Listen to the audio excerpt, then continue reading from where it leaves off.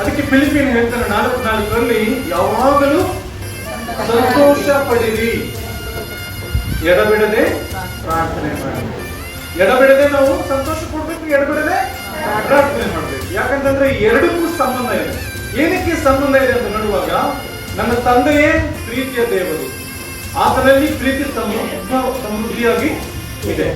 ಆ ಸಮೃದ್ಧಿಕರವಾಗಿರುವಂತಹ ದೇವರು ನಮಗೆ ಪ್ರೀತಿಯನ್ನು ಹೇರಳವಾಗಿ ಕೊಡುವಾಗ ನಮಗೆ ಏನೇನು ಅಗತ್ಯತೆ ಇದೆಯೋ ಅದು ನಮಗೆ ಬೇಕಾದಷ್ಟು ಅದನ್ನು ಕೊಡ್ತಾರೆ.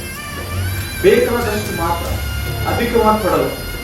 ಅದಕ್ಕೆ ನಮ್ಮ ಸ್ವಾಮಿ ಹೇಳ್ಕೊಟ್ರು, ಅವತ್ತಿನ ಕಾಟ ಅವತ್ತಿಗೆ ಸಾಕು. ನೀವು ಇವತ್ತೆಷ್ಟು ಕಷ್ಟ ಪಡ್ಬೇಕಂತ ಇದ್ದೀರೋ ಅಷ್ಟೇ ನೀವು ದುಡಿಯಿರಿ, ಅಷ್ಟೇ ಕಷ್ಟಪಡ್ರಿ, ಅಷ್ಟೇ ನೀವು ಸಂಪಾದನೆ ಮಾಡ್ಕೊಳ್ರಿ. ನೀವು ನಾಳೆ ವಿಷಯವಾಗಿ ಜಾಸ್ತಿ ನೀವು ತಲೆ ಕೆಡಿಸ್ಕೋಬೇಡ್ರಿ. ನಾಳೆ ದಿನ ಅದನ್ನು ತನ್ನನ್ನು ತಾನು ನೋಡ್ಕೊಳ್ತದೆ ಅಂತ ದೇವರು ಅದಕ್ಕೆ.